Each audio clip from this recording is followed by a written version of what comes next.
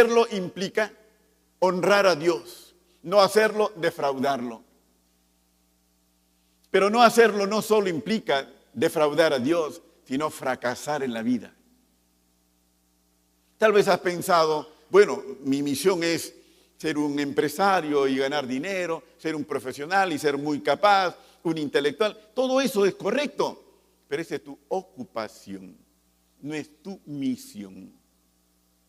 Tu misión, cristiano, bajo la soberanía de Cristo, no la estableces tú. Tu misión sobre esta tierra no la estableces tú. Tu misión sobre esta tierra la establece quién es tu Señor, quién es tu Dios, quién es tu soberano, que es Jesucristo. Y Él nos dijo a nosotros, id por todo el mundo y predicad el Evangelio. Nuestras ocupaciones son los medios, los instrumentos para cumplir nuestra misión. Nuestra misión es dada por Cristo y ya lo dije, brota de la gran comisión. Así que desde nuestra Jerusalén, desde nuestro barrio, desde nuestra casa, desde nuestro grupo cercano, Cristo, Cristo, Cristo. Para que cambien nuestros hijos, para que sean salvos nuestros hijos, para que podamos armar una segunda y tercera y cuarta generación de hijos de Dios, y quinta y siga sin fin. Y para que el vecino y la vecina y el compañero de trabajo y el amigo y etcétera encuentren lo que nosotros hemos hallado. Y por todo el mundo. Dice predicad el Evangelio y de repente allí se nos complican las cosas a nosotros. Porque mira, sí, yo puedo ir, pero predicar el Evangelio. ¿Qué es predicar el Evangelio? ¿Qué es Evangelio? Bueno, podríamos llamar a un teólogo que nos enrede las cosas, ¿no es cierto? Pero el Evangelio en sí es simple, lo entiende un niño. ¿Qué es el Evangelio? Es la buena noticia. Evangelio, buena noticia. ¿Qué es buena noticia? Cristo murió en la cruz para salvarte. Punto. Bueno, de ahí salió un montón de cosas, pero esa es la esencia. Cristo murió en la cruz para salvarte. Mira, tú no tienes que convencer a la gente que se tiene que salvar, porque todos nos sentimos en el infierno sin Cristo. Todos estamos muriendo en nuestros pecados sin Cristo. Tú no tienes que convencer a la gente de su necesidad de salvación eterna. A todos les quema, los consume el pecado. ¿Acaso se peca y se es feliz? Se peca y se es infeliz en esta tierra. Tú no tienes que convencer a la gente de eso. Ya está en el corazón. Así que proclama esa verdad. Cuando dice predicar, el término predicar significa anunciar, anuncia, divulga, publica. La ilustración histórica es de la responsabilidad que tenía un mensajero cuando el rey daba un edicto y le decía al mensajero, vaya con este edicto y haga que el pueblo lo conozca. No había radio ni televisión, no podía ir a la radio y televisión y ponerlo y se acabó la historia. Él tenía que ir a cada plaza, a cada parque, a cada esquina y por último a cada casa y decir lo que el rey había dicho. Ese es el término que Jesús usa cuando dice predicad el Evangelio. Y esa es la implicancia para nosotros como iglesia, como cristianos. Predicad el Evangelio. Y tal vez dices, qué difícil, pastor. No es difícil. Solo tienes que abrir tu corazón y dejar que de ahí brote lo que ya está hecho. En tu propia experiencia, ya está vivido en tu propia experiencia, porque Cristo es tu Salvador. Amén. Cristo es tu Redentor. Amén. Te perdonó tus pecados. Amén. Ahora vamos rumbo al cielo. Amén. Eso hay que contarlo a la gente. Nada más. Mire, yo me he sorprendido por mis hijos cuando eran bebés. Cuando mis hijos eran niños, mejor dicho, no bebés, niños, ya hablaban a predicar el Evangelio. y los he visto conmover a gente hasta las lágrimas, predicando el Evangelio. Palabras simples de niños, ¿no? ¿Conoces a Dios? ¿Conoces a Dios? ¿Eres salvo? Ir en el taxi y de repente el niño le dice al chofer: Señor, ¿usted va a ir al cielo? Señor, ¿usted es salvo? Señor, ¿usted tiene a Cristo en su corazón? No es difícil, pero tiene que estar en el corazón, tiene que estar en el alma. Tenemos que entender que esa es nuestra misión. Cuando dice el Señor que debemos predicar a cada criatura, a toda criatura, ¿sabe lo que significa?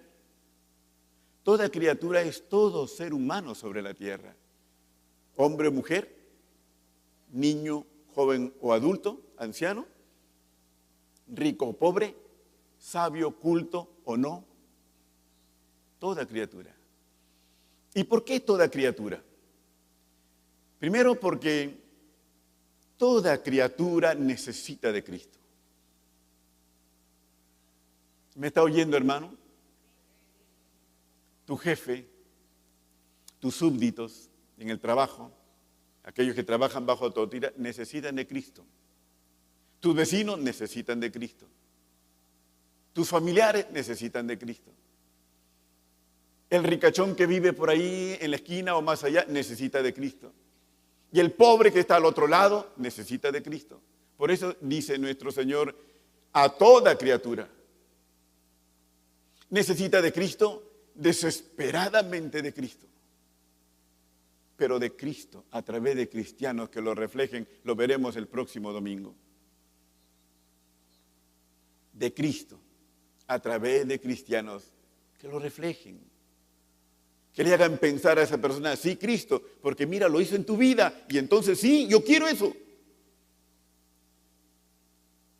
Toda criatura.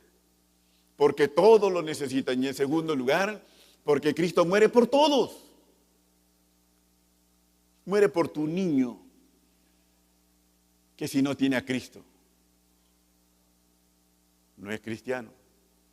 Muere por tu adolescente, que si no tiene a Cristo, ojo, es pecador y va a condenación. Muere por tus padres, por tus abuelos, que aún de lo lindo y bueno que sean, si Cristo no está en sus vidas, no ha perdonado sus pecados y es su Salvador, van a condenación eterna. Cristo muere por todos y su obra es eficaz para todos. Para todos. Y por todo el mundo y predicad el Evangelio a toda criatura. Y luego viene una sentencia, diría yo. Quiero leerlo así como sentencia. Quiero entenderlo como sentencia porque le da gravedad al encargo. Le da una tremenda gravedad al encargo. Mire el versículo 16. Busque, por favor, lea conmigo versículo 16. Dice, el que creyere y fuere bautizado será salvo. Mas el que no creyere será condenado. Salvación y condenación. Cielo e infierno. Vida eterna, condenación eterna. Eso no es mitología, aunque se quiera pintar de mitología. Eso es lo que la palabra de Dios dice y es. Y basta unas cuantas reflexiones honestas para entender que la maldad, propia o ajena, no puede quedar impune. No es razonable, no es concebible. En un mundo inteligente como es nuestro mundo, en una humanidad racional, no es concebible. Y la Biblia habla entonces de justicia y por tanto de condena. Y en Cristo de perdón, de salvación. Todo aquel que creyere será salvo. Todo aquel que no creyere será condenado. Hermano, no hay tiempo, pero de repente basta un segundo para que nosotros cristianos, que conocemos la Biblia y tenemos el Espíritu de Dios, podamos tomar conciencia un segundo de la condenación eterna y reaccionar. Porque ¿cómo creerán para ser salvos si no oyen? ¿Y cómo oirán, preguntas paulinas, si nosotros no les hacemos oír? Y hermano, es grave todo, es gravísimo todo.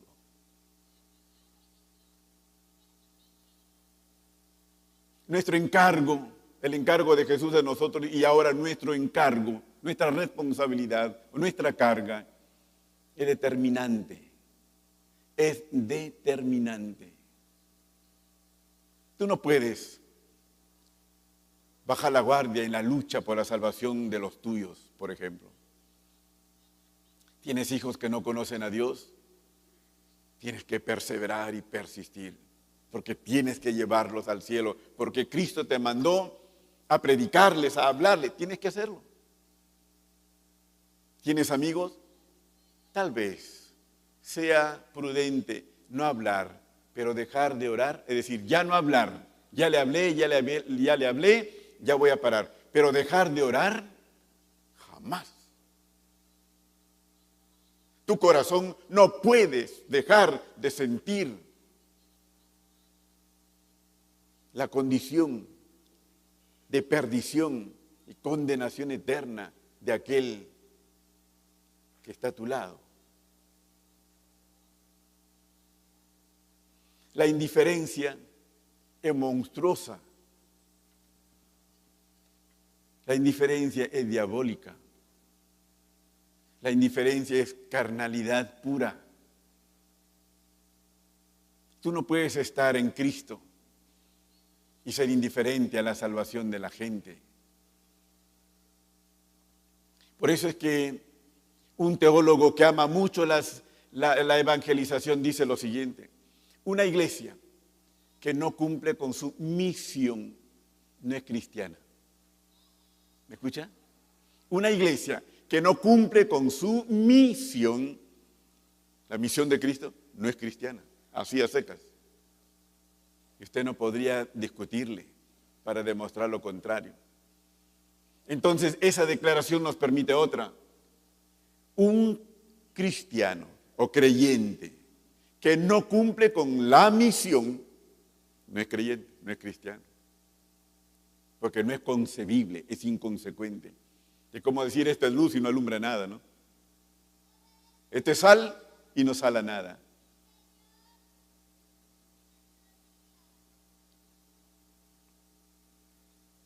Entonces, siendo parte